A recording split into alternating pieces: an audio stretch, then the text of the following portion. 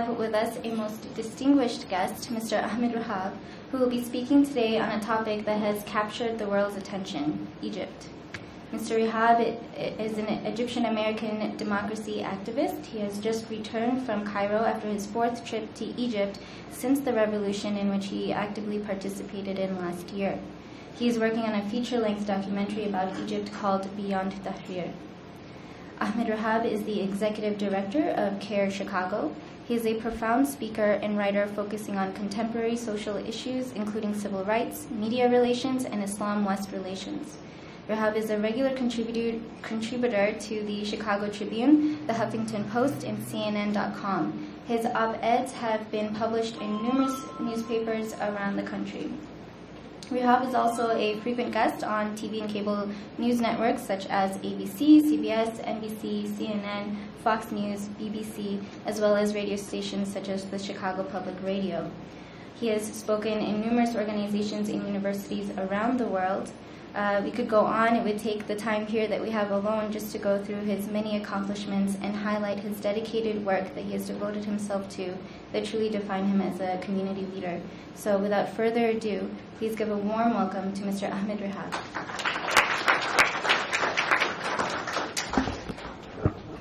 Assalamu alaikum wa rahmatullahi wa barakatuh. Peace and blessings be upon you all. Good afternoon. It is a pleasure to be here at the American Islamic College, one of my all-time favorite institutions, particularly here in the Chicagoland area, building on a legacy of a great community to build a future that will serve not just the Muslim community here, but all Chicagoans and indeed everybody in the region. Before I begin, I'd like to acknowledge a colleague of mine, Sean Patrick Fahey, who is with Endless Eye Productions. He's a partner in our film, Beyond Tahrir, and we were just in Egypt together. We just got back a few days ago. We were there for about 3 weeks filming for the second year running parts of the documentary film Beyond Tahrir, which will cover not just the revolution, but really the hopes and aspirations, fears, concerns, and everything else, the human story of the Egyptian revolution. It's interesting for me to talk to an audience like this. I'm not sure whether to wear the hat of the American Muslim or the Egyptian or the neutral analyst. And indeed, I'm all three. And I think really what comes out most when I speak about Egypt is the hat of the Egyptian. It's hard for me to separate myself from what is happening, what has happened, what will happen, as someone who is from there, born there, raised there, and came to this country at the age of 15, but still very much connected with the people of Egypt and the country of Egypt. Let me ask you, how many here are Egyptian? Just raise your hands. 2. Wow. 4. Okay. How many are Arabic speakers? Okay. So let me begin by going back to the revolution itself, and I won't speak too much about that because many of you have probably heard enough about it, including from me, from my blogs, the interviews that I've done, and other speeches. But I just want to lay the framework of a larger conversation about not just the transitional period from February 11th, when the street movement resulted in the expulsion of Mubarak, the dictator of Egypt, going through the elections and beyond. And the important thing to mention here is that this was a youth-led revolution. It became a populist revolution involving all factions of Egyptian society, all age groups, both genders, both religious communities, the Muslim and the Coptic, professionals, mechanics, blue-collar workers, teachers, students. The entire gamut of the Egyptian population was represented at the zenith of the Tahrir Square movement from from January 28th, 2011 through February 11th, when Mubarak resigned his post as president. But really, the impetus of this revolution was the youth, were the younger generation in Egypt. And this is really important because I'm of the opinion, and again, much of you will hear today will be an analysis that is colored with opinion. So that's a disclaimer I'm giving you right now. that much of the problems that we have faced since have been because the youth, who were the inspiration of this movement, who were, because of the way they saw the world differently from others, had the vision for change more than anyone else. Because they've been sidelined since, it is my opinion that things have been going in this chaotic and anarchic way, that we have lost really the leadership of what I consider to be the visionary group within the Egyptian larger population, and that is the youth. They remain involved, but not in a leadership position. And so when they came out, when they announced the protest of January 25th on Police Day, it was meant to object to police brutality, to the police state, specifically to the incident of the kidnapping, torture, and murder of Khalid Said, a young Egyptian man from the port city of Alexandria in the north by the Mediterranean Sea. It also was to object to the way the media, the state-run media, was covering up such police state, brutal tactics. And it was to demand certain reforms. It was not to topple the regime. It was not to create a revolution. But like everything in this revolution, the mishaps, the misdeeds, the mismanagement of the opposition has always helped the revolution along. And so the fact that the government was obstinate, the government could not make these very simple concessions and instead brought out more police to suppress these very peaceful protests brutally, that then caused the youth and others to rise even more and to demand even more stern demands, including, ultimately, the toppling of the regime. الشعب يريد إسقاط النظام. The people demand the toppling of the regime. A loud, vociferous, and echoing call, not just in Egypt, but in other Arab countries as well that are part of the Arab Spring. The three main demands of the revolution are very important for us to understand as a backdrop to this entire discussion. They were simple. They were not ideological in nature. They were not political in nature.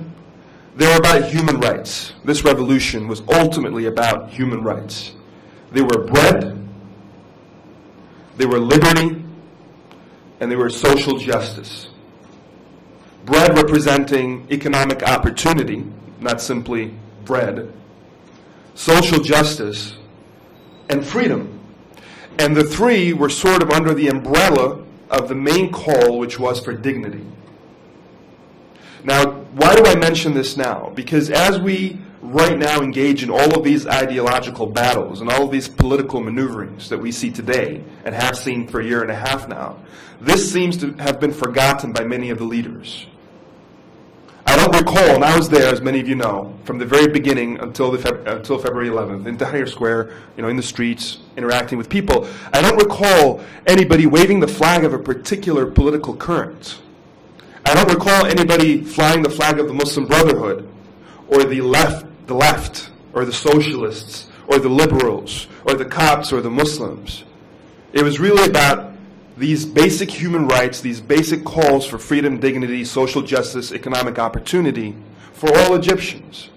And it wasn't until the initial demand of the toppling of the regime, symbolized by the head of state, Mubarak, had been toppled, had been fulfilled, that we then began to see all of these different political entities, come into the game and try to etch out whatever they can in terms of political power.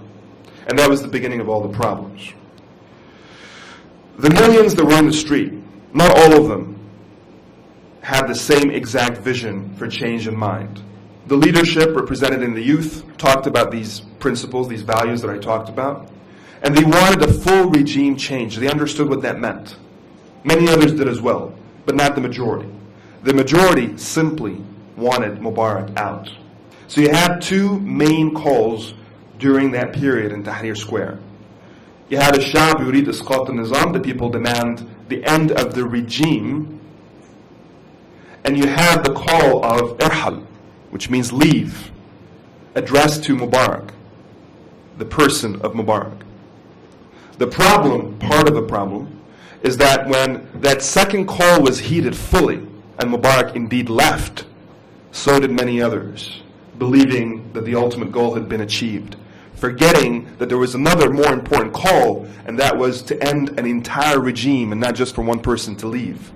To end an entire regime meant toppling institutions, toppling organizations and networks that were quite deep, a deep state indeed.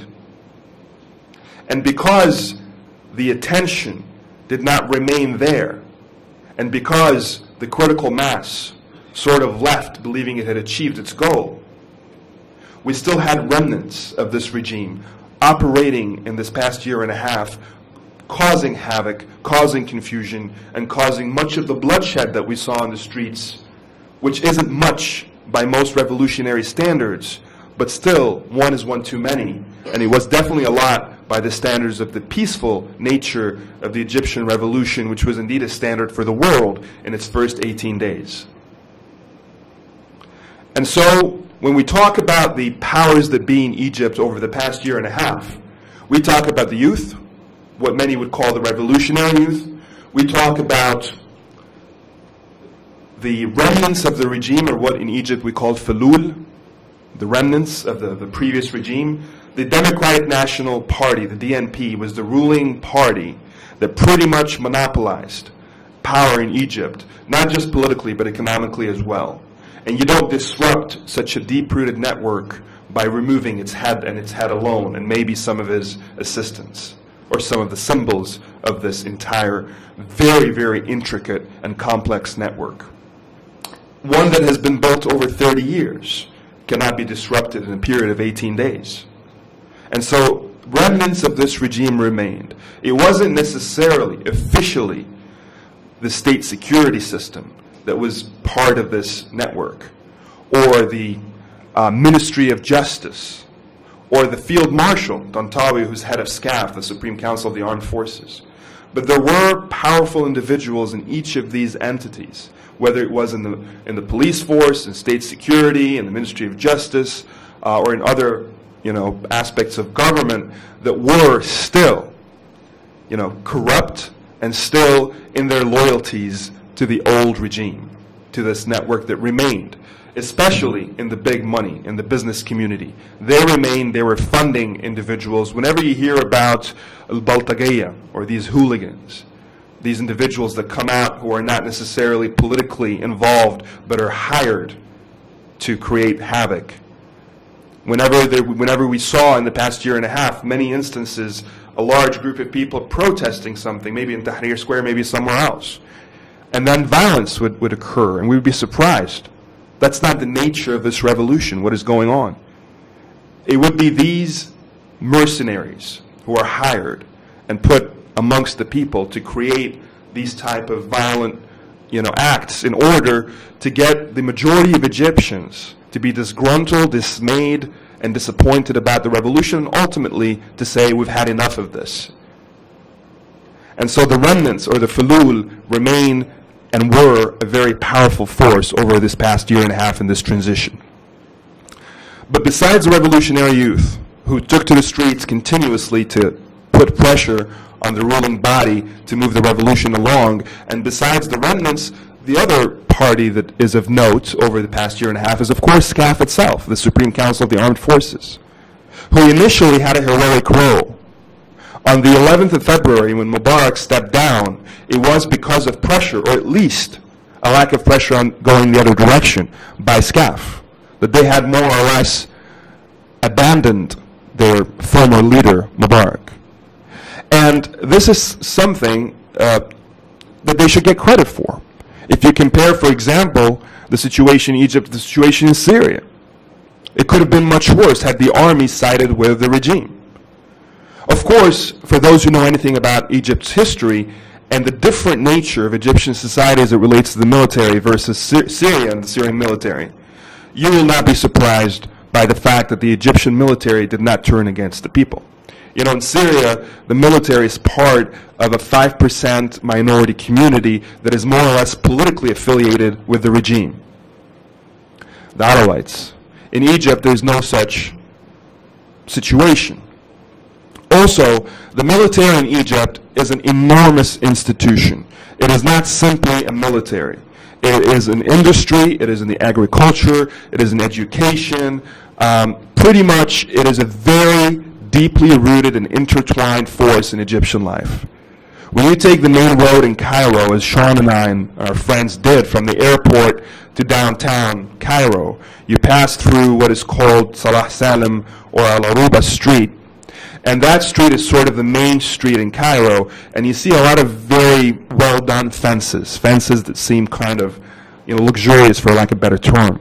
And what's behind those fences are almost always military establishments that have little to do with the battlefield, with direct military combat. These are mostly either clubs for officers, like social clubs, or they're areas in which officers are housed for management or administrative purposes. And this is just an indication of the sort of power and prestige that the military has in Egyptian society and how deeply rooted it is in daily life. Also, because it's such a large military, so many families, including my own, would have a parent, usually the father, who was in the military. And so this military is not far removed from the people, and even if the upper leadership were to make a political decision to side with their former boss, Mubarak, chances are you would have seen a mutiny in the middle tier and the lower tier officers, and it would not have gone very far. So it's not a huge surprise that they did what they did, yet still they get credit for it because just probability-wise it could have been otherwise, or possibility-wise. However, since that time, the story of SCAF's leadership of Egypt has been one of a gross mismanagement, to say the least. I am not one to believe that they did what they did in terms of the mistakes, in terms of the problems that they had out of malice, out of bad intent. I don't have a conspiratorial view of SCAF. I simply believe, and again, this is my opinion, that the gross mismanagement, first, that it was gross mismanagement, but it was as a result of incompetency when it comes to the management and administration of civilian affairs. Something that the military naturally did not have any experience in, any skill set, or any talent. But it was a story of gross mismanagement from the very beginning. On the 11th, what they had inherited was a nation with great optimism, a nation that was being praised around the world for having led one of the most peaceful, one of the most elaborate, yet one of the fastest white revolutions in the history of the earth. And congratulations and praise were being rained on Egyptians after a 60-year period, not just 30. You have to remember, the regime we're talking about isn't just the Mubarak regime. It's the militaristic regimes since 1952, when the monarchy of Egypt collapsed under a military coup led by, back then, Colonel Gamal Abdel Nasser, the first president of Egypt in the modern era, followed by Anwar Sadat, followed by Mubarak, all three of whom were leaders in the military. And this remained the military hegemony on Egyptian affairs from that time onwards. So it was really a period of 60 years, 30 of which were Mubarak, 30 of which had severe corruption, at least maybe 20, the latter 20 of Mubarak's regime. But we're talking about a 60-year period. And so for the first time since then, a 60-year period in which Egyptians felt like they could not reach their potential, like they were sidelined from being competitive in the field of nations in almost every arena, industry, agriculture, education, health, sports, etc. Suddenly, overnight, almost overnight, over a period of 18 days, was catapulted from this place of humiliation, a sense of defeat, to a place where the entire world was basically queuing up to rain this praise on the Egyptian people. And so morale was high, optimism was in the air, and that's what the military inherited on February 11th. But lo and behold, all too quickly, they turned, again, inadvertently perhaps, but still the result is the same. This amazing opportunity in time, matched only by the opportunity that Nasser had in 1952, when he was seen as a hero for having kicked out the British, the colonialists, and removed the monarchy, and the Egyptian people were ready to lay everything they had at his feet and to follow his leadership. And rather than open up a democracy, and build the Egyptian human being, what he did was limit freedoms, limit the development of the human being, and instead talk about security and stability and talk about building things like the high dam. But this was the sort of opportunity we had once again, and it was wasted yet another time. And the first instance of a mistake that I can point to was when the military decided to hold a referendum on the question of whether there should be amendments to the Constitution. The answer would be yes or no. A no answer would mean automatically that a new Constitution would be drafted. But unfortunately, the answer was 74% yes. And here I introduce another force that I believe has also been heavy in the area of mistakes, and that is the Muslim Brotherhood. The Muslim Brotherhood was part of the revolution, of the January 25th revolution, but it did not join the revolution at its onset. It was not part of the planners of the protest of the 25th. It was not present in large numbers or officially in any way on the 25th or even on the 28th. There were members, perhaps, in their individual capacity. There were youth, absolutely, from the Muslim Brotherhood, but there was no official affiliation. And one can say that perhaps this was a smart move. The reason why the revolution succeeded is because it did not have leadership. The way the government of Egypt used to operate under Mubarak and other presidents was that the moment any sort of opposition, organized opposition, especially street opposition, especially at this scale, the moment it were to occur, they would look for leaders. They take the leaders out, they take their captains on the ground out, and the movement is destroyed. And that's precisely what they tried to do, but they couldn't find leaders. And perhaps it is to the credit of the Brotherhood that they did not want to affiliate publicly or privately with such a movement early on, because had they done so, they would have been scapegoated, and they would have made it easy for the government to point to the same old usual suspects and to take them out and then to disrupt this revolution. On the other hand, perhaps they didn't think it would go far. It's all conjecture. But the fact of the matter is they were not involved officially at that level. It wasn't until around the time of the camel, the Battle of the Camel as we call it, when the camels and the horses invaded Tahrir Square. And by the way, for those of you who are not from Egypt, that's not a normal occurrence. In case you think camels are wandering around on horses, it was weird even for us, just so you know. I mean, we have camels and horses, but they're not roaming the streets of Cairo. And so we call it the Battle of the Camel almost humorously, because it reminds us of the old Arab history that almost unfolded yet again before our eyes in the year 2011. But it was when that incident occurred, and the backdrop of that incident was not simply these camels and horses coming in. It was really much more complex than that. There were criminals, hired criminals, who ascended atop the buildings in Tahrir Square with Molotov cocktails, some were even snipers with light ammunition, who were attempting, out of a last desperate move, to evacuate the square at any expense. And they were paid by the Falud, the remnants. And so the Brotherhood, in all honesty, immediately stepped in, and had it not been for their presence during this battle, which took about 2 days and 2 nights, I don't think this revolution would have gone very far, it would not have succeeded.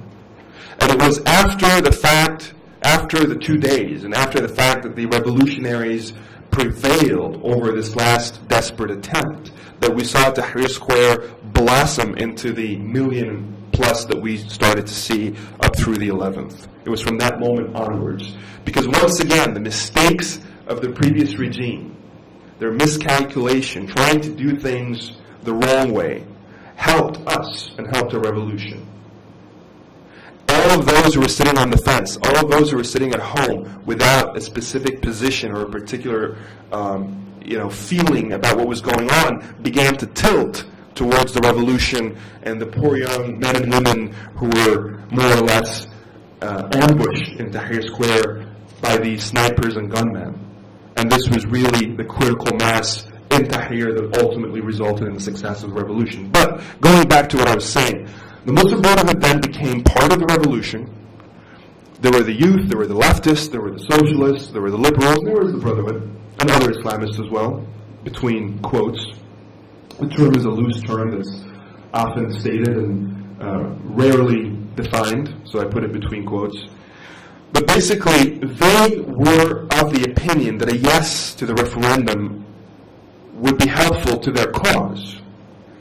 And being the most organized grassroots movement in Egypt, they felt that should an election occur before a constitution is drafted, by law the parliament would be responsible for drafting a constitution. And given that they were the most organized and the most prepared to go into an election and win, they then would have the lion's share of drafting the new constitution.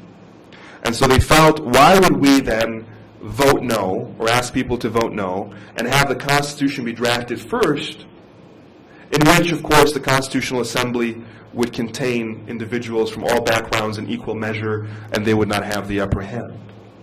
And so part of my personal criticism to the Brotherhood is that they put party, and it wasn't a party at the time, it was simply an organization, but they put entity above country, because I think it would have been to the benefit of Egypt and to the people of Egypt had the Constitution been drafted first. Many of the problems that we had over the year and a half were precisely because there was no clear-cut Constitution. And so it was a process of trial and error. You know, the military would come out with an amendment, a constitutional amendment, and it would almost be like an ad hoc slapstick thing, putting a Band-Aid on a wound rather than healing it. And then when the parliament came into session earlier this year, once again, there was no clear constitution, so you had all of these amendments here and there that sometimes were going in opposite directions. And so the lack of a clear-cut constitution was the first mistake in the transitional period, for which I blame SCAF for having held, or SCAF being the Supreme Council of the Armed Forces, the ruling body of Egypt over the past year and a half, for having even allowed for this referendum. What should have happened, what El-Baradei, whom I consider to be the godfather of this revolution, having come to Egypt in 2008 and even before, and having been the first to make what was then considered absolutely wild and unimaginable, a public call for a change of the regime. And he was the one considered by many youth to have been the inspiration for them getting into politics. 60 years of a brutal dictatorship meant that most people were not into politics. Nobody voted before. Nobody even knew when, the voting dates were. It took a man like that to move, to mobilize. And there was the April 6th movement, a liberal movement that leans socialist, that was created as a result of this increasing politicization of the youth and their awareness of the political situation, that also would credit Baradei for being its inspiration. There was Wael Ghanem, of course. Wael Ghanem, the young Google executive who put together the Facebook page and helped make the call for the protest of the 25th that ultimately became the revolution. He would also list al-Baradei as his inspiration. I would consider him mine as well. And so al-Baradei, I feel, has always had sort of the right idea.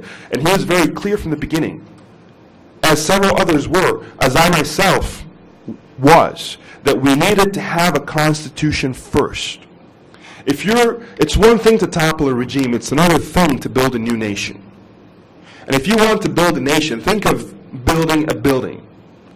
What are you going to put first? Can you put the 3rd floor, the 5th floor, the 10th floor before you have the foundation of the building? Can you have people argue about what kind of furniture goes in the rooms before you even know what the rooms look like, what dimensions they have, where they're located, how many rooms exist? The Constitution is not simply the 1st floor, it's not simply the foundation, it's the blueprint for the foundation upon which the 1st floor and the 2nd and all the way up to the very top is built.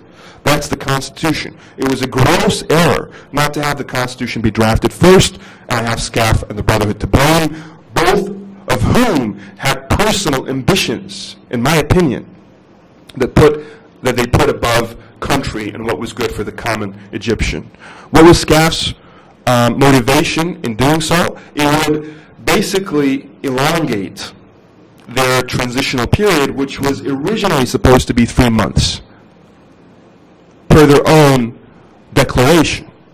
And they knew that without a constitution, they'd have to linger longer, and the people would have to accept that, because who would be ruling in the transitional period? A constitution would have told you that. A constitution would have told you what kind of president, what kind of country this is, what kind of ruling body we have. Is it parliamentarian? Is it presidential? Is it a combination of both? It would have answered all of these questions. So basically, to make a long story short, many of the problems that we saw, and there are too many to mention, some have been transient, they've come and gone, some have lingered, some have been political in nature, some have been violent on the streets, but a lot of the confusion and a lot of the conflict, in my opinion, occurred because of this first initial mistake. And there were other mistakes as well. I shift to the revolution itself and to the youth and to the liberals. They made mistakes as well. They failed to unite.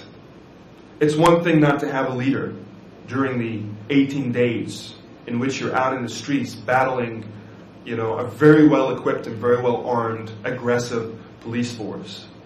It makes sense from the street fighting perspective.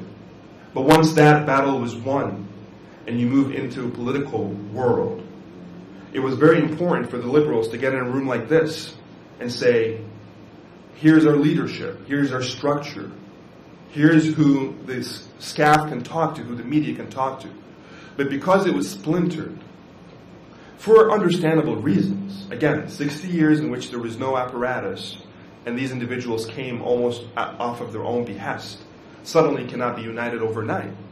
But it would have been helpful, it would have made the revolution succeed earlier, had we done that. But they were splintered off. You had the April 6th movement still in its place. You had the leftists on one side, those who were even more left, the socialists on another in Egypt. They're sort of two different currents. And of course you had those on the right, the Muslim Brotherhood, the Salafis, etc. And there was really no unity. As a result, SCAF started to, do the divide and conquer methodology, where they would meet with different leaders on different days and arrive at different conclusions and then pit them against one another. And because that force was not united, they could continue in their domination of the transitional period, saying, well, what's the alternative? And the people, of course, would have to accept that. But once again, the Muslim Brotherhood made a mistake in this transitional period. And that is, on the rare occasion in which there would be a consensus amongst the various diverse revolutionary factions to go in a specific direction, the Brotherhood would often go in another direction. For example, when the revolutionary conglomerate, let's say, decided on boycotting SCAF because they felt that SCAF began to evade the demands of the revolution and began to hold on to power for power's sake. And they began to fear that this wasn't a transitional period, but perhaps the preliminary, preparatory period for more military rule, and they decided to boycott. The Brotherhood at the time made the decision not to boycott.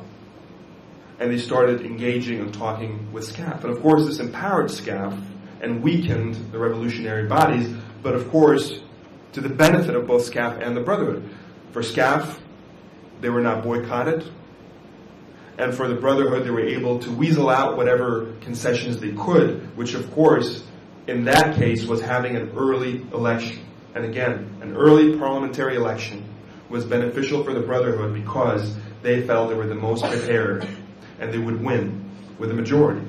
Whereas all the other groups needed time to build their parties. At that time, the parties were just being registered. But they needed time to be marketed. They needed time for the average person to know who these parties are and what they represent. Otherwise, who's going to vote for an unknown? And so the Brotherhood felt time was of the essence. While we have this head start, let's make sure we get the elections as soon as possible. Now, why do I think that's a problem? Well, of course, if you're in the Brotherhood, well, that's politics. You do what you can to benefit yourself, so long as it's legal. That's what the Democrats here do. That's what the Republicans do. That's what every party in the world does.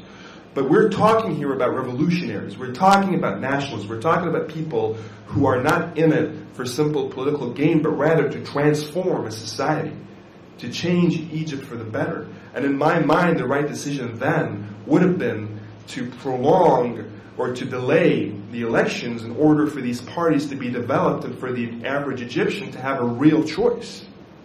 Because that ultimately is what makes a healthy democracy, is when you know you have a real choice and you know what these choices are.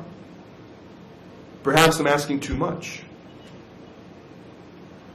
But that's, again, part of my personal criticism of the performance, let's say, of the Brotherhood over that period of time. Of course, the elections took place, and naturally, they won 50% of the parliament. The other 25% or 24% was won, surprisingly, by the black sheep of this election, the Salafi movement, which up until then we knew existed, but nobody knew how big it was or how powerful it was.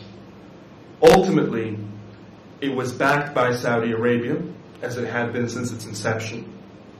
And interestingly, a little background, the Egyptian government, the regimes of Egypt, had actually facilitated the birth and the nurture of these groups in the 70s, 80s, and 90s, believing that they would put pressure on the Brotherhood as an alternative Muslim face to the people.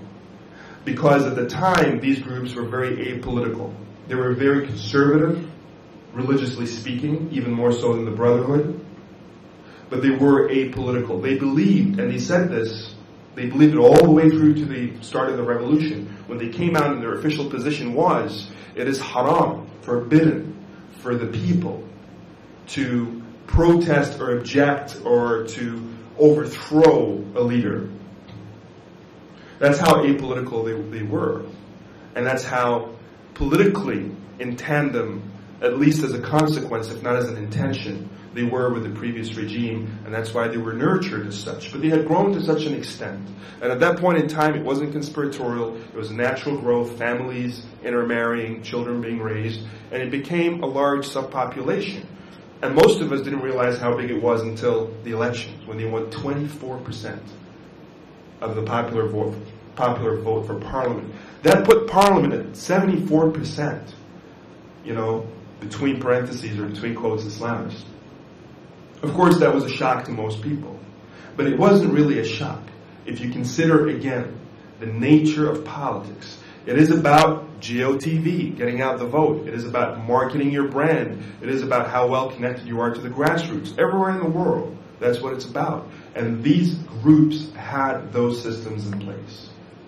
Because of the religious organizational structures that then quickly were ported into political organizational structures.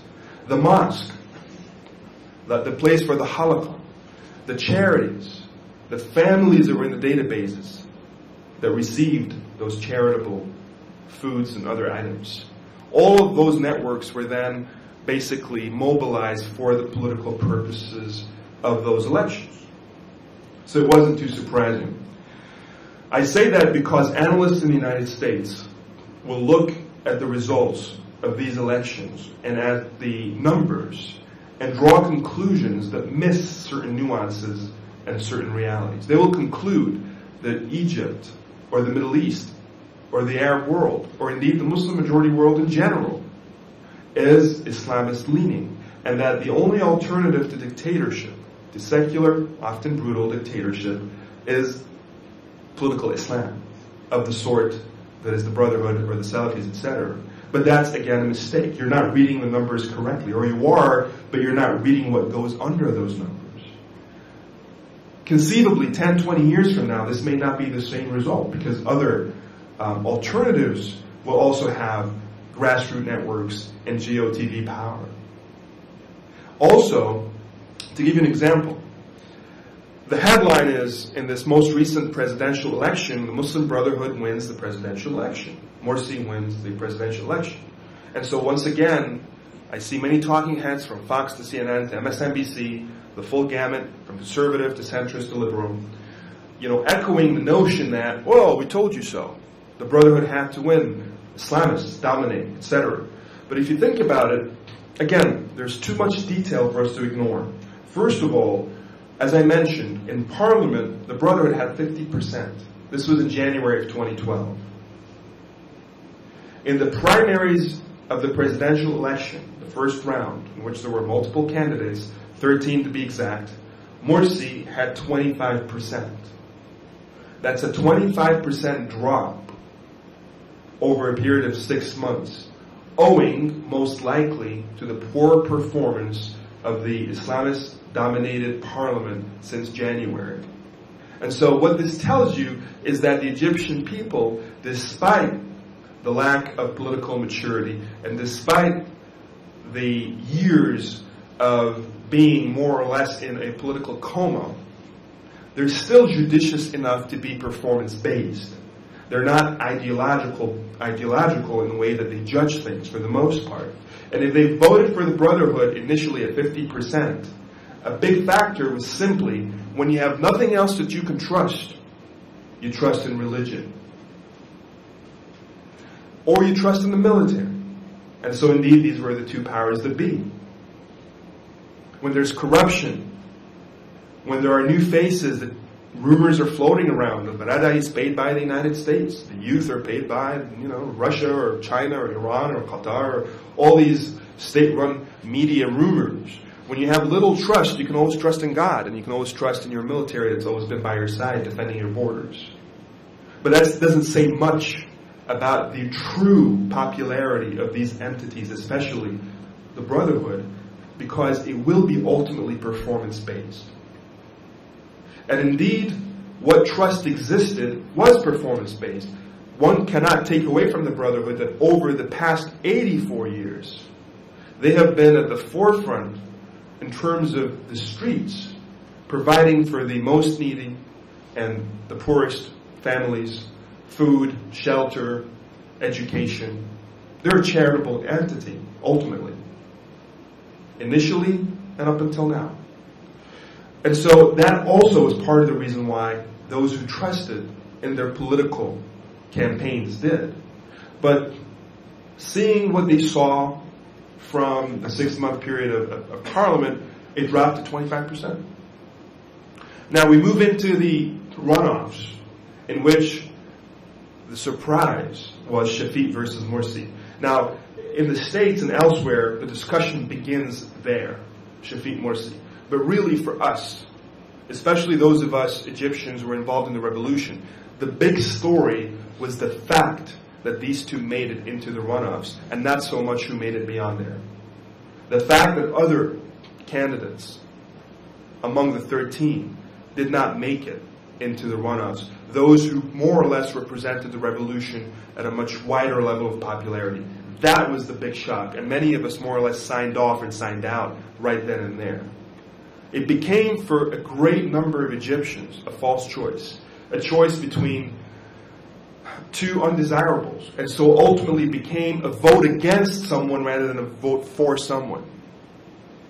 Many of those who voted for Morsi, and I spoke to so many people, we spoke to a lot of people, they never really related to them. They don't even know who the man is. First of all, Morsi is not somebody who is, necessarily a political celebrity or a celebrity of any kind in Egypt. Nobody knew who he was. He was a total and complete unknown. And the reason why he got the votes he did is because he was part of a political machine. It's really a vote for the Muslim Brotherhood and not for Morsi as a person. Just facts on the ground. He could be a great guy. He probably is. But that's the fact. He was not known to the people. His record, his legacy, his character, his personality. Even when he was announced, which was only a few weeks before the election, he did not run that many interviews for the average voter to be really informed and to have some sort of personal affiliation, connection, or affection for this individual. It was a vote for the entity of the Brotherhood. And then you had Shafiq, who represented, of course, the old regime to so many Egyptians. Rightly or wrongly, he was the prime minister, the last prime minister appointed by Mubarak after the revolution started. And so he was mired by that. Up until then, he actually had, and many of you probably don't know this, a very good reputation in Egypt as a reformer. He had built the Cairo International Airport and modernized it, rather. And he had taken a lot of praise and credit for having been one of those public officials who actually got things done and done well. And so that was his reputation. And it's conceivable that had he not been appointed by Mubarak and had he not affiliated himself with his dying regime at this critical time, and he was the prime minister during the Battle of the Camel, it's conceivable that even the revolutionary factions would have called for him to come into power in some capacity or another. So it's a case of the many ironies that we saw over the period of a year and a half, that he went from a possible hero to a villain. But he became a villain.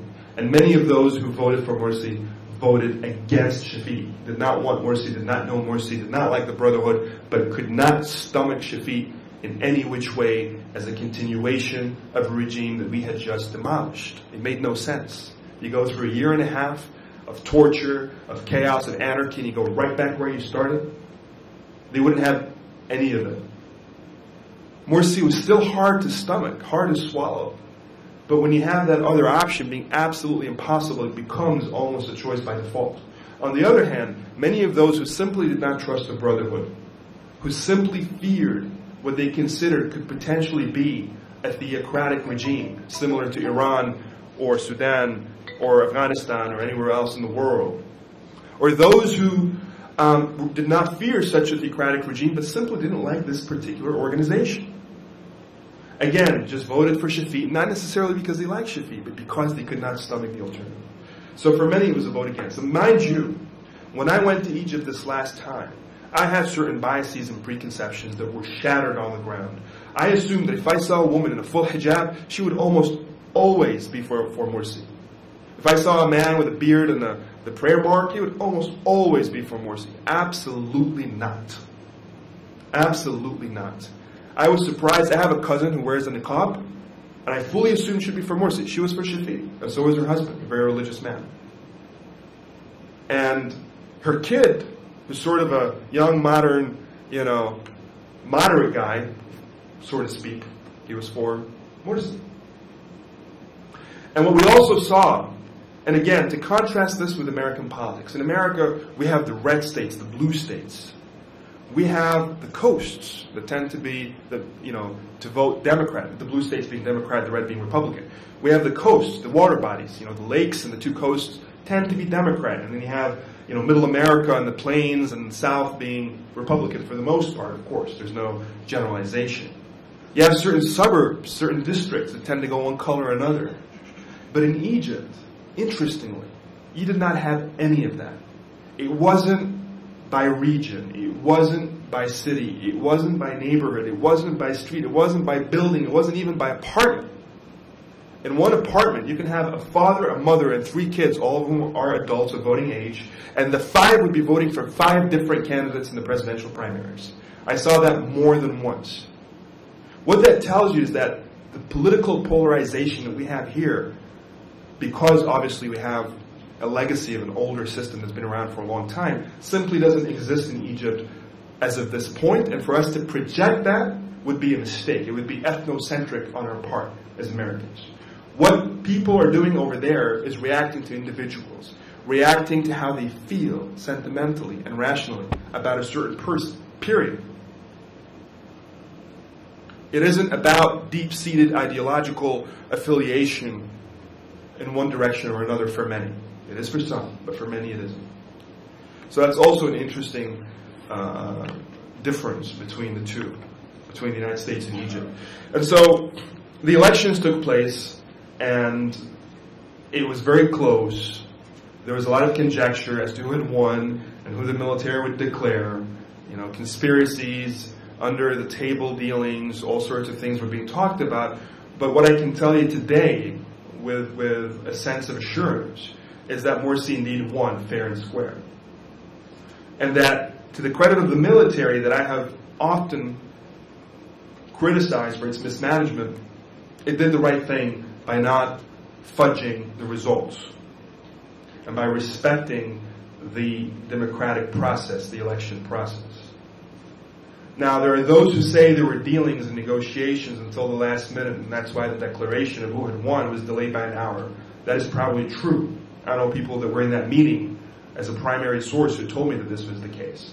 But it wasn't a case of SCAF changing results. It was simply a case of SCAF saying, we're going to declare the results as they are, but we need these assurances from you, the Brotherhood. Now, it's inconceivable that Shafiq could have won, the man who is much favored by the military, and then for the military, under any pressure whatsoever, to fudge it for the benefit of the Islamists. That's inconceivable. It could have gone the other way, but not the way it did. And so he did win fair and square. And he declared it.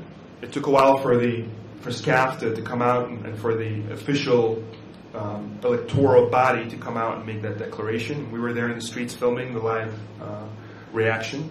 And of course, it was like you had scored a goal in the World Cup. I mean, those who felt their team had scored were jumping up in the air, a sense of euphoria. The streets began to fill up with people honking. And those who were for Shafiq, the losing team, they just lost the World Cup. You hold your head and you look down and you get depressed for a couple of weeks. So it was very much, that sense of intense, momentous passion that had built up over time. But the historical relevance cannot be lost on us. The fact that for the first time in Egyptian history, and we're talking really world history because I don't know of any other history that's older than ours. For the first time in Egyptian history, 7,000, 8,000 plus recorded years, we had a democratically elected president. For those who abhor the Brotherhood, this is a horrific, factoid. For those who like them or those who are neutral, it makes no difference. It's a great thing. To me, it is great in the sense that it wasn't a military candidate. That when we finally had the choice, we didn't go back to the old system. Personally, I voided my vote. I decided to put an X on both candidates and write the words revolution, revolution. And I was criticized, including by some of my fellow American Muslims with whom I work to get out the vote and to get people to vote and to be involved in the democratic process, as being passive, as having forsaken my sacred duty of voting. But I take opposition to that, basically, because it's one thing for me not to vote, right? That's the passive response. But I went and I voted. I voided my vote. That's a vote. Why? There's a principle in Islam that says if something is bad in moderation, if something is bad in excess, it's bad in moderation. So alcohol, right? The Quran acknowledges the benefits of alcohol. It does, explicitly. It says it's good for this and that. But it says in excess it's bad. So this basic principle of what's bad in excess is then bad in moderation. So being inspired by that axiom, if you will, to me, what's good in excess is good in moderation. So the question, had everybody voted as I had, would it make a difference? If the answer is yes, then me voting the way I did, even if it were only me, makes sense. I was told, it's not going to make a difference. But it's in principle. If everybody were to vote that way, what would happen? The majority, 50% plus one, voting that way would mean an annulment of the election. And so, it made sense. And I did it for the second reason out of principle. I could not vote for someone whom I felt was presided over. A president, to me, cannot be presided over. And I felt that Morsi, who did not come based on his own legacy and performance as an individual, but rather as a candidate of a religious party that had a religious head to whom he reported, I was concerned about this supreme guide of the Brotherhood presiding over what would be president and what kind of relationship they would have. So in principle, I could not vote for this candidate, one that I did not know, and one who was not his own man, or perhaps would be, but perhaps would not. And then Shafiq obviously was out of the question. Is anybody affiliated with the revolution, a continuation of the old regime? Absolutely out of the question. So I was really faced with a situation which is very rarely am I faced with such a situation in life where I truly abhorred both options. There's always a little better option, but to me I just couldn't choose either one in good faith. However, I made then the resolution to myself that just because I wouldn't vote for either one, I wouldn't be the reason why either one would come to power. It doesn't mean that I'm pulling myself out of the consequences of other people's choices. That whoever were to win, I would be involved in the system, either in opposition if they do badly, or in support if they do well. And so I would come back and deal with the fact, I would accept, let's say, the result and deal with it. And that's precisely where I find myself today.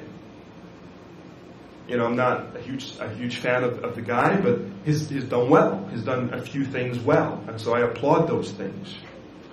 He still lives in his apartment, which is a middle-class apartment, not far from my parents' apartment in what is called New Cairo, suburban outgrowth of the city of Cairo. And I actually happened to meet him by chance at the Fajr prayer, the sunrise prayer, at a local mosque close to my parents' home. And he only had 5 people with him, presumably security guys, who were not forced, but who probably had to pray as well, because he wanted to not look like security guys. So anyway, that was unheard of before. Mubarak, the guy who had shut down all roads, including the ones that had nothing to do with the road he was driving down when he went from one point A to point B. Mubarak, who basically shut down not just the side streets that led into his, little palace, but basically the entire roads around it, and where one time a plumber with a few pipes on his motorbike simply passed by and was suspected of being a problem, was shot dead with no answers given to his family. No apology, nothing. So you have to understand what this means to the Egyptian people when I tell you that Morsi lives in his 3 or 4 bedroom apartment, not villa, not house, on a regular street that isn't blocked off, neither the side streets nor the main streets. You can pass right by on foot or on bike or in a car. And you can see him praying at a mosque. That is revolutionary for Egyptians. Also, when he comes out and gives a speech in Tahrir, which I had the privilege of attending, the first presidential speech of a democratically elected president, his acceptance speech, and he didn't have a bulletproof vest. Now, I'll bet that he will in due time. Things change, mind you. But still, the initial spirit of being one with the people, not being far removed, and the speech that he gave that really tried to unify everybody together, above and beyond ideologies and religion for that matter, was much appreciated. He's a good man. I believe he's a man who is humble, is a man who is decent, and who wants to do the right thing. That doesn't say much about his political policies, which we don't know much about yet, and that's ultimately what I judge him by. And it doesn't say much about his ideological affiliations either, which I will judge him on ferociously. I have the right to do so with anybody who claims to be my president, whether here or there. But to give credit where it's due, he's a good man on a personal level. But he's also made mistakes since he was elected. The same mistake that Brotherhood-dominated parliament made, which is failed to inspire and impress early on, above and beyond the personal things, in terms of policy. What I would have done, had I been an advisor or consultant to the Brotherhood when they dominated parliament, or even now as president, what I would have told him is sat him down and said, look, the first few days, the first few weeks, the first few months are so key to the remainder of your tenure and beyond. What you need to do now is disrupt and change the stereotypes, the biases, the beliefs or misbeliefs of people about you and what you are intending to do. Don't talk religion. That's the last thing you want to do. I don't want my president to be the one to come and instruct me on my religion. I have my sheikh, I have my father, I have my mother, I have whoever it is that I deem worthy of going to for advice. I don't elect a parliamentarian or a president to tell me how to deal with my religion. I elect them to pave the roads and clean the garbage and improve our agriculture and improve the industries and put up a high-speed train and build coastal towns where we have, barren deserts. To clean the water, to feed the poor, to educate the illiterate. That's what I want out of a president or a public official. I don't want a lesson in personal religious rights and wrongs. And so that's precisely what I will judge him and anybody who flies the flag of Islam as a political leader on. I, for one, have come to begrudge what is called political Islam, because precisely what ultimately happens is that a person like you and me, with the same affinity for mistakes, for genius and folly as you and me, gets a pass on the folly and gets a pass on the mistakes because they have the cloak of this religion. And what they end up doing, while getting the pass on their mistakes and their folly, they end up tainting this religion, which I care so much for, in the process. And so it doesn't become Ali's mistake or Omar's mistake or Abbas or whatever, Hani or whatever. It becomes Islam's mistake. Islam is doing this. Islam is doing that. That's a big responsibility to take. Don't you append the name of my faith on your little measly political project. As a human being, you're bound to be fallible. Remain in that fallibility as a human, and don't pretend to be divinely in any way connected as a politician. That's not to say Islam has no place in politics. Absolutely it does. I take after the great statement of a man I respect, Sheikh Sha'rawi of Egypt, who said, "I do not pray that the people of religion ascend to political power, but rather that the morals of religion ascend to the people of political power." As an individual, you're supposed to be moral in everything you do anyway. Not just as a president, as anything. So while a president, you might as well. You don't have some kind of immunity from that as a Muslim. Whatever your position is, it's equally important. I don't put presidents on a pedestal. I don't put parliamentarians on a pedestal. Whoever you are, whatever you are, you're equally important to me so long as you do your job well. And as a Muslim, what I expect from you, should you want to affiliate with Islam, is to represent the best of what we, humble, measly human beings, have come to interpret and understand of this religion. And I say interpret, because again, there's no absolute truths as far as we humans are concerned. As far as God, absolutely. We interpret and we filter from the absolute truth and we apply in humility. As we do so, our intention should be to do so in the best possible fashion. And that's it. But we're not required to judge others. We're not required to force others to be like us. Even the Prophet Muhammad ﷺ did not do so. And the Quran is replete with libertarian, and I say libertarian, messages regarding faith itself, let alone religion and its practices. The very belief in God is a matter of liberty. God has given you the choice to believe or disbelieve, and only He will judge you. No human being can. Man sha'a falyu'min, man sha'a falyakfur. Whoever wishes can believe, and whoever wishes can disbelieve. And He tells the Prophet, لَعَلَّكَ بَاخِعٌ نَفْسِكَ. Perhaps you are overburdened with the choice of people or with their... Let them be. Laissez-faire. That's what Islam is about. The only thing you're required to do is inform, is invite, is persuade. That's it. But there is no coercion. There is no physical power from one person who claims religion over another who does not. Or faith, or Islam for that matter. That tends to have been forgotten. And so I consider, going back to the Islamists, between quotes, not only do I disagree with the term, I think it's an oxymoron.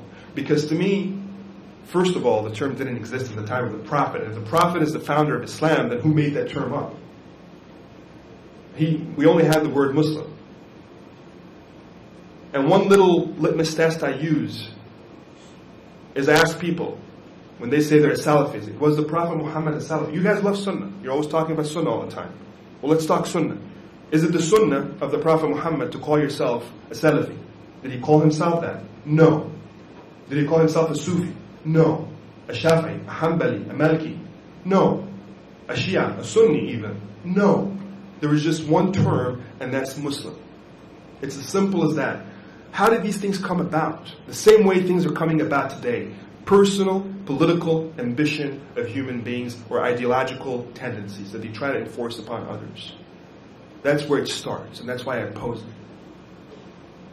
Now, I'm aware that there are attacks on political Islam from Islamophobes. And I'm aware and I'm very careful not to feed into that, because my reasons for the opposition of so-called political Islam are very different from theirs. They oppose any form of Islam, Islam period. And they'll use anything they can to tarnish Islam, including the best of what it has to offer, the best of what we human beings are able to get from it. And so, let me make a few things clear.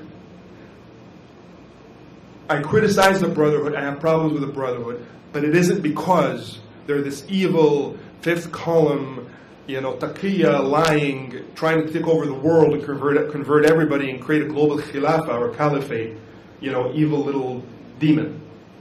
Okay? That's hogwash. That's what you hear here. That's not my criticism. Okay? My criticism is performance-based. If they do well, my hat is off. I'm not entrenched in my position. If they do badly, I will criticize them. No one is above criticism in my book. You can append, you can slap Muslim or Islam or whatever the heck you want, even the word Hezbollah, you can call yourself that. That doesn't mean anything to me. Your performance is what matters to me. This self-righteous behavior, this hijacking of Islamic terminology sucks. I don't buy into it, I don't like it. As a matter of fact, I'd rather they didn't do it. Call yourself something else. So that when I criticize you, I'm not forced to have to criticize these beautiful words like Islam and Muslim and Allah. And, keep that away from your little personal ambition. That's my personal take on it. And I've warned you from the beginning, I have opinion involved in this. Ironically, the right wing in this country, the conservative, far-right conservative, ultra-conservative, whatever you want to call them, often accuse me of being a member of the Muslim Brotherhood, which of course is funny because number one, even if I wanted to be, I couldn't. It's not by my choice, it's by invitation. But secondly, that's as far from reality as possible. And thirdly, it goes to show you the wafer-thin analysis level of these bait-and-switch, morons, basically, who are doing nothing but misinforming Americans about very complex and important matters of the world. So, to conclude, and I do want to open it up to questions and answers. Where do we go from here? First of all, I want to make clear that there have been gains from this revolution despite the problems that we have seen, despite the uncertainties. And that is, the political culture of Egypt has changed perhaps forever. Forever. Once upon a time where people told you to walk by the wall, an Egyptian expression to mean remain quiet and unconspicuous. Today, people are at the height of their voice in every cafe, every street corner, on the buses, in the cabs, in schools, on TV, on the papers, on the pages of newspapers, opining with very strong and stern opinions, political opinions. And so the cat is out of the bag. The wall of fear has been destroyed. And that is so key because never again, in my opinion, can someone dominate such a society. Not one individual, one entity. We have essentially pluralized, even today, with the Brotherhood seemingly gaining power. Again, put that between quotes. Because 51% is barely a mandate. And again, going to those who are waving the card of, we told you so, the Brotherhood dominated. If you win by 51% against the previous regime, that doesn't say much about your popularity. Especially if you know that maybe half or more of what you got was simply because they didn't want the other guy. You got to have these footnotes, asterisks to these headlines. You can't just splatter these headlines and go home. It makes a difference to understand that type of thing. And so it's hardly a mandate. And even with that kind of help, it was 51%. I assure you, had it been any of the other popular candidates of the 13 in the primaries that went up against Shafiq, it would have been a 70+% win. As a matter of fact, I believe neither Shafiq nor Morsi stood a chance to win except against each other. The only way Shafiq could have won is if it was Morsi on the other side. He probably would have gotten 20 or 10% with someone else. He didn't win, but he got close. And the only way Morsi would have won is if it was Shafiq on the other side. And once again, the SCAF, which really doesn't want the Brotherhood in power, at least in too much power, helped inadvertently the Brotherhood by standing by Shafiq. Had they allowed any other candidate, or had they not pressured the people to go for Shafiq in state media, etc., probably Morsi would not have been in the presidential seat right now. So again, one of the other ironies of this revolution. But the culture has changed. People are talking, when the Brotherhood won, and out of perceived fears, they may not be founded, we don't know yet. We haven't seen the performance yet of the president. But out of the perceived fear that he will clamp down on civil liberties and make the country more conservative, etc., this Ramadan you're seeing the TV series and the programs become more liberal than usual and more in number than usual. And that is a sign of protest or pushing limits or testing this so-called, conservative president. That's a very different approach from what Egyptians would do should they perceive the new president wanting left or right. Left is left, right is right. We'll go wherever you want us to go. Now it's the other way around. And also with SCAF. When SCAF started, they took two judges straight out of a studio where they had said something extremely mild in criticism about SCAF. Straight out of the studio to a hearing at a military tribunal. That was then. Today, your average young person could be out in the street at the top of their voice saying some very abrasive things about SCAF, or somebody on television or a cartoon, and of course, there are too many now for SCAF to try to do anything about it. So that culture has really changed. In the bigger picture, I almost want to say things happened the way they only could have happened.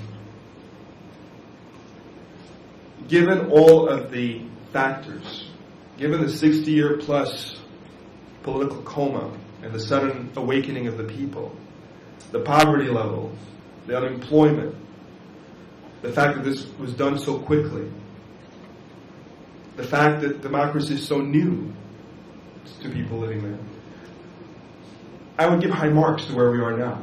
It could have been much, much, much worse. We've made mistakes, but what I'm seeing in Egypt is a self-correcting people who learn from their mistakes and recalibrate. Often in circles, often going in weird, roundabout directions, but ultimately getting there. There are civilized people deep down. They've had civilizations before. And you see it in how eventually the two that have been criticizing all morning have come together. SCAF and Morsi. Morsi sitting between the SCAF leader and the other military important man in Egypt, who's the leader of the supreme commander of the other types of armed forces. I forgot his official title. That's how much I care about SCAF. Sitting together, right? And watching the students, the cadets, basically graduate. I couldn't have conceived of this image, where both of them, the two highest posts in the military, going to the presidential car, a Muslim Brotherhood guy coming out, and both of them with their hats on, which is a sign of salute, saluting the president. I think most of us wouldn't have conceived of that. But they did it, they made it happen. And he in turn praised and gave due to the military. And so people are trying to work together. They're still giving each other elbows here and there and playing politics, but it's moving along. And it's going to be a long time before the full transition is over. There's going to be another fight about the Constitution, about the Parliament, which is not over yet. There's a lot of things to iron out. But to me, what I want to look at in terms of the macro history, the micro history will always be filled with back and forth. But the macro is that this was the moment in which fear was destroyed, in which the political culture changed, and in which the spirit of democracy and liberty was born. And ultimately, it will feed into all the right consequences. Not right away, but ultimately. Thank you very much. Assalamu alaikum wa rahmatullahi wa barakatuh. Thank you very much. Are there any questions? I don't know who's counting. My name is Saeed Khan. I'm Pakistani American. Thank you very much for coming here and just brief us about the revolution in Egypt. My question is, who is having the political hegemony, the power, the military, or the president, the so-called new government? Secondly, the policy of the United States, they will never endorse any regime in the Middle East or any part of the world who do not thumb their impression to their dictation, and particularly the relation with Israel. So how he would handle it? Because today, Chicago Tribune, there's a statement of the Secretary of the State, Clinton, that the government of the United States support the present regime. So it's incomprehensible. Is there any suspicion that the Muslim Brotherhoods and the table deal with the United States and Israel? It seems to a lot of people back home that the Brotherhood and the United States are actually in lockstep right now, which is, again, contrary to common sense. But that is the word on the street. And perhaps that is the case in certain ways. The Brotherhood is good at playing politics, as is the United States, as is any administration in this country. And what politics ultimately means is a convergence of interests, which could change over time. But right now they seem to have a convergence of interests. For the United States, the claim coming out of the White House through the Secretary of State is that ultimately the policy of this administration is to see democracy through. And that the Brotherhood was the result of democracy in Egypt. Whereas SCAF remains sort of the barrier. Because one thing I didn't mention, I didn't get into all the details in the world, but before the elections took place, when it became conceivable that Morsi, a Brotherhood president, would be in power, SCAF then basically rolled back a bunch of things. They acted on an existing Supreme Court decision that the parliament was illegitimate because a third of its votes were illegitimate by disbanding parliament and then declaring itself the legislator in the meantime. And then as a result of that saying, since parliament doesn't exist, it cannot put together the Constitutional Assembly, and so we will. And then taking away presidential powers from the soon-to-be, whichever president, and saying up until the Constitution is drafted, we shall have those presidential powers. So in Egypt, especially the revolution, was highly critical of this behavior, which seemed to be a setback. But the United States was as well, which was a pleasant surprise to Egyptians. Because they figured they were giving $1.3 billion to SCAF, to the military in aid, that somehow they were beholden and somehow that's whom they wanted in power. And again, it remains to be understood, what that money means, what they get out of it. But ultimately, SCAF will not be able, to answer your question, SCAF has those powers right now, but the president, especially Morsi, see, had it been Shafiq, it wouldn't have been much of a pushback. But with Morsi and the Brotherhood behind him, and really I have to say, many of the revolutionary factions have aligned themselves behind the Morsi presidency. Whether they like the Brotherhood or not, some do, some don't, they have aligned themselves behind what they consider to be someone out of Tahrir Square, out of the revolution.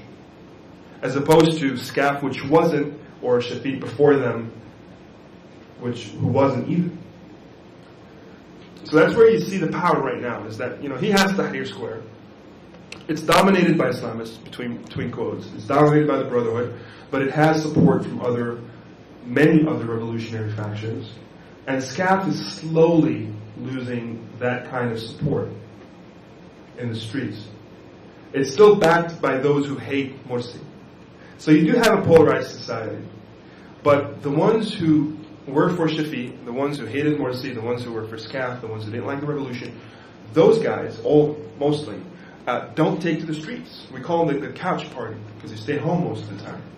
So they don't really have the same public pressure that the pro-Morsi, pro-revolution, pro-brotherhood Egyptians do. And since the very beginning up until now, it's Tahrir Square. It's about the people on the streets that move things along. So my bet would be that within time, SCAF will see its power rescinded. And ultimately, they'll go back into being military power only. And all political power will come back to civilian apparatus. Well, your first question was about... Okay, the second question. About the relation of the Brotherhood Party government with Israel. They endorse the policy, different languages. Yeah, so the whole Israel question, again, it's another American-centric conversation. Being in Egypt as often as I have been, especially since the revolution 4 times, most recently 2 weeks ago, that debate is not a big debate. That conversation is not a big conversation. It's assumed by any sane individual that whatever treaties we have signed, will remain respected. And if anything were to change, it would be by negotiation. And I think if that were to change, there would be a huge objection from the Egyptian people themselves. Not out of support or out of love for Israel as a country, but out of respect for laws and out of respect for commitments we make. The better question to ask is, would there be a cultural shift or a political cultural shift in how Israel is perceived? And the answer is no. Why is it no? Because it was already negative. Newsflash. It doesn't take the Brotherhood to introduce that. It was already negative. And why is it negative? In America, you'll have pundits who will say because Egyptians are anti-Semitic. No, it's because of how Palestinians are treated. Very simple answers. That's why it's very negative. Because of the occupation, because of the dispossession, because of the imprisonments and the torture, and because of the human rights abuses. That is what makes a new generation who may not be as conscious of the previous history of the conflict, today though are seeing the results of these abuses on their television sets. That's why there's a negative perception. You had a question. I have a question for you. Yeah. First off, thank you very much. This was incredibly informative, as usual. Just like the cafes in Egypt, we learn a lot, always. My question starts off with a statement that I agree with you that Morsi, as president, is excellent. It's an excellent exercise in democracy. And if he chooses to serve the wants, needs, hopes, and aspirations of the Egyptian people, then he's going to be great. And he will do exactly what he needs to do.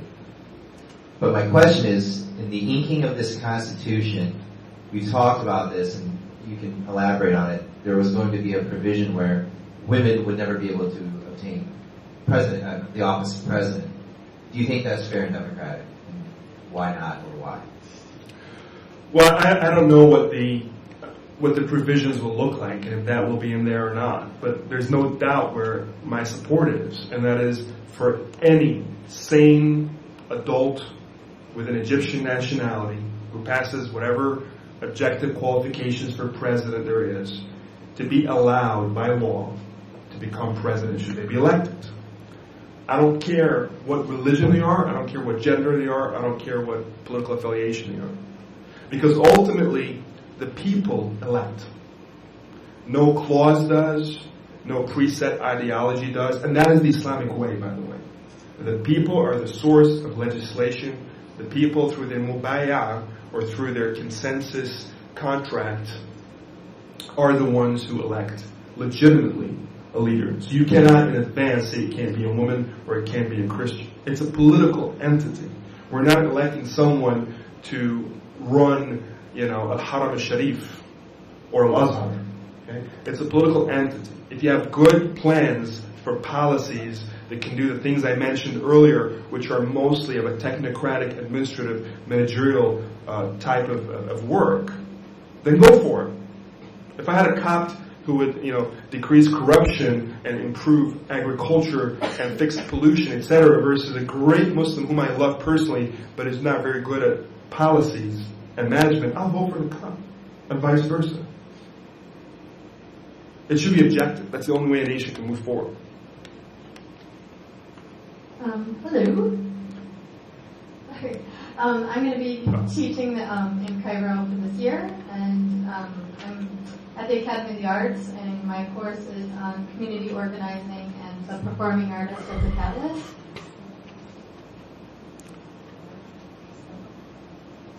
Stand up. Odd, but okay. And I was just wondering about the sense of personal agency and the sense of community organizing the sense of grassroots citizen engagement. I felt a little bit more optimistic last year teaching this course, and if I'm going to be teaching it this year, it feels like it would have a very different role. And I just wondered if your sense of personal agency and the ground level. I remain concerned. And my concern, and this is again the reason why, if I thought that everything I just mentioned would be a reality with a Brotherhood candidate or Shafi, I would have voted for one or the other. But I still have my concerns, if not my doubts. My fear is that we will delve into ideological debates and discussions for which I could care less. I don't want to debate religion in Parliament or in the presidency. Okay? You can debate religion anywhere else you want. I don't want to get into what people wear. I don't want to get into what they drink on their personal time. I don't want to get into any of that personal stuff. I want to talk about social justice. Islam has a lot to say there. I'm not saying keep Islam out. Bring Sharia in at that level. That's what it's for. Social justice for everybody equally. Okay? But I'm afraid that we will get into these religious debates and ideological discussions with the Salafi pulling in one direction and taking the Brotherhood with them because they're even further right. And the Brotherhood, I believe, may have to pander to the growing power that are the Salafis. And then the anti-Brotherhood, which I don't consider myself to be anti-Brotherhood. You know, I'm talking performance and policy here. But there are those who are dyed-in-the-wool anti-Brotherhood, pulling in the other direction and going to another extreme. And we find ourselves kind of like the conservative-liberal fight here, but even worse. That's not where Egypt needs to go.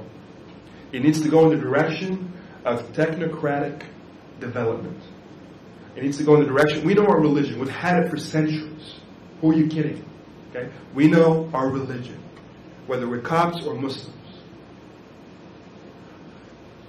But we don't know how to get a train to run on time.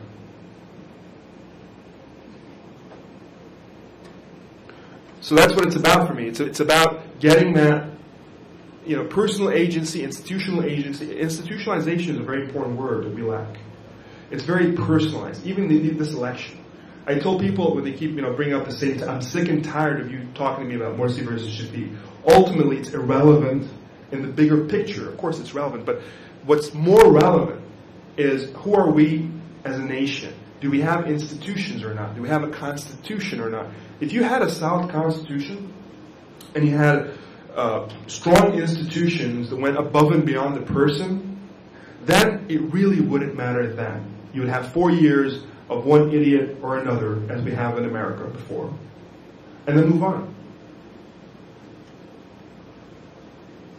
And you'll learn from your mistakes. But if you don't have strong institutions, if you don't have a solid constitution, then if that idiot comes along, as has happened before, then you go back places you really don't want to go. And it takes forever to come back to where you need to be.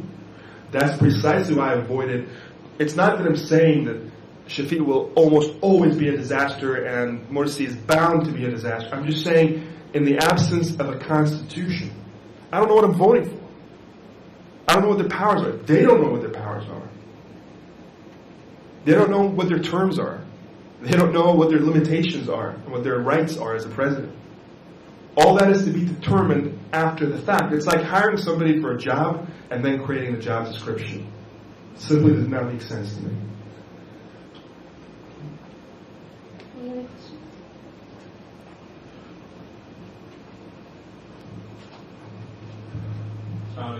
I'm sorry. Welcome back to Chicago. Both of you are coming back from Egypt. I have thousands of questions, but I'll make it come down to one or two basically. I love Egypt. I love every country on earth. We all love every country. We love humanity. Where do you see Egypt 10, 20, 30 years from now? I mean, that's one thing. And right now, what is the percentage of the population that's talking about a Islamic democracy or Islamic society or as opposed to a secular society? So the first question is easier to answer. The question is, where do I see Egypt 10 to 30 years from now? Egypt, again, call me a nationalist at this point, but, it has a great destiny that it's waiting to fulfill. Because of its location, because of its legacy, because of its history, because of the fact that it lies at the fulcrum of 3 continents, and it's had this mix of civilizations that have moderated it in every possible fashion. Because of that, it only needs to get its politics straight, its administration straight, its development going in the right direction, and all too fast. The positives of Egypt, the virtues of the Egyptian people, which is moderation by nature, Al-Azhar, is the seat of moderation in the Muslim world. The sort of care and compassion that is very much part of the Egyptian fabric will then mean that it will have a regional responsibility and regional power, small p, influence, and ultimately, perhaps on a global scale, representing the Arab world or the Muslim world. So that's where I see it going. The question is, how long will this be delayed? I believe it's destined. But how long will it be delayed? That's the question. I hope not too long. The second question is a little harder to answer. You're talking about what percent believe in the Khilafah versus secular democracy. I mean, that juxtaposition is one that is problematic, but it's one that is made in Egypt. So I'm glad you made it, because people talk that way in Egypt, And so the word used for secular in Arabic is almani, which is a very negative word. Not because people are opposed to secularism, but because the only model of secularism in the Muslim world known to them was one that was also anti-Islam and anti-religion. And so they've become intertwined. And I'm talking about the Ataturk model. He didn't simply come and say separation of church and state. He came and said state over church, put church away. No adhan, change the alphabet, etc., etc. We don't want it in Arabic, etc., etc. And so they're afraid, that, again, it's all relative. You can't talk in absolute terms. But I believe if people were to come to understand that whatever term you want to use, but the concept we're referring to here is that religion cannot be used and abused and exploited and manipulated by those who are in a political seat of power. I think most people would agree to that, including, by the way, many whom we brand Islamists or who refer to themselves as multazimin or Islamiyin or whatever. So it's a question of semantics and a question of better communication. But of course there are those who are ideologically leaning towards a khilafah in the traditional sense. But I would believe they're a minority. The Brotherhood's position remains vague to most people. And when you talk to the Brotherhood, they're as far away from that as possible. When you talk to their critics, they make a believable argument that ultimately that's where they're going. That's where they want to go. But not in the way that it is seen here.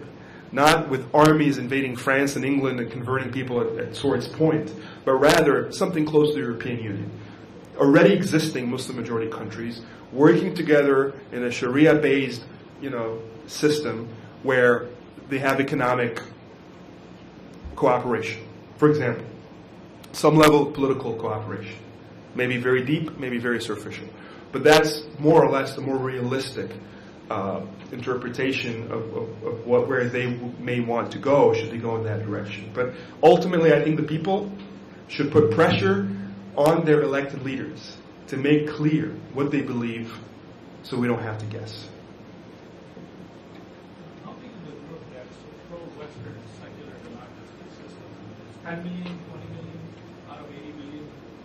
Or is it 50 million out of 80 million? No, I would say the majority want what you would refer to as a secular democracy. In Egypt, they say civilian, because it's a nicer word. Again, secular being tainted by Ataturk. Civilian meaning neither led by the clergy nor led by the military.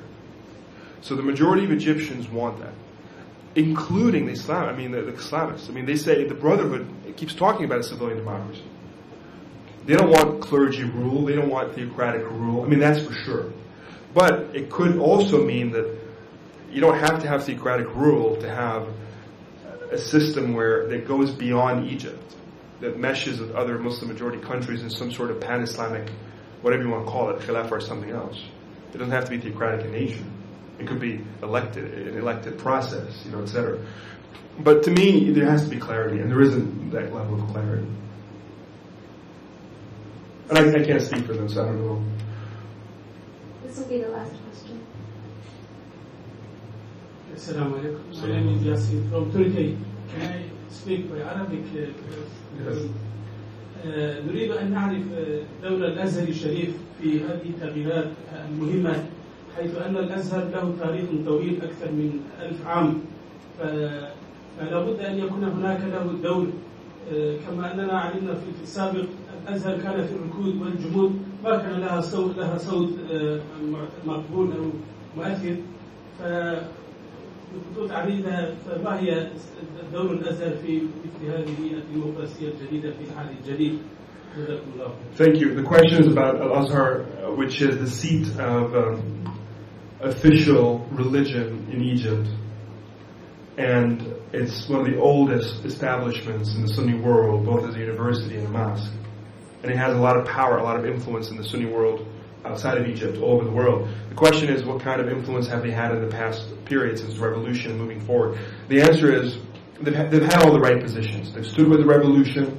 They stood against Mubarak early on. Many of the shuyukh went to Tahrir Square. The sight of these shuyukh in their traditional garb was very meaningful to us. It really helped inspire us because they're a trusted voice to many people. They remain a voice of moderation. They don't go to any extreme. They try to bring people to the center. Their position, for example, on the question of secular, civilian, Islam, theological, theocratic, etc., is we stand by the clause that exists in the current constitution and has existed for a while, and that is the second clause, which states that Islam is a source of legislation for the laws of Egypt. Al-Islam masdar al-tashri'a, which doesn't say what some Salafis want, which is Islam is the only source. And it doesn't say what some far left liberals want, which is take it out.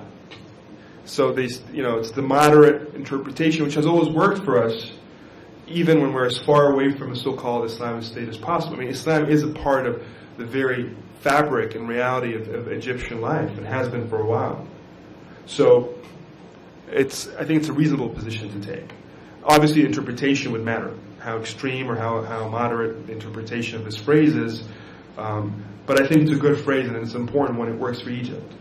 That Islam is the official religion, it's a source of legislation, and Arabic is the official language. For an American, it automatically means a religious state, because we don't have that here. But given the legacy of Egypt and the unique positioning of that society, which differs from ours, and the 90% plus Sunni Muslim majority, and how dominant a force Islam is in daily life versus any one religion here in daily American life, you cannot make the comparison, and it makes sense for them. So Al-Azhar has had a good position. They've been moderate, they've been reasonable, and they've been pro-revolution. But on a personal level, I think they can do a lot more.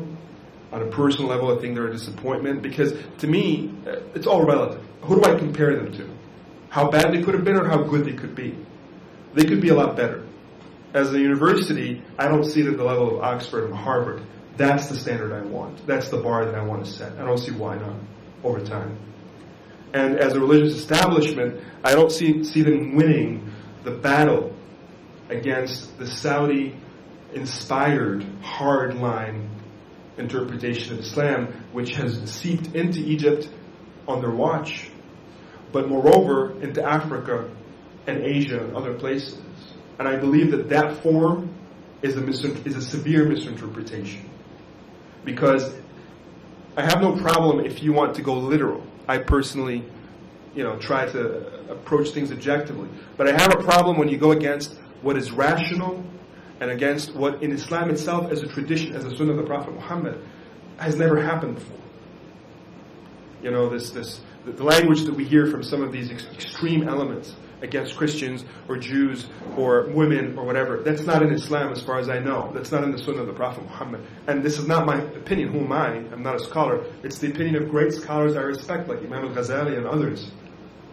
So, Azhar needs to do more, religiously and educationally. Thank you very much. Appreciate your patience. Thank you. Thank you very much for that insightful discussion. I would now like to invite Ms. Ahmed Rehab, AIC's Director of Development and External Affairs, to present a token of our thanks.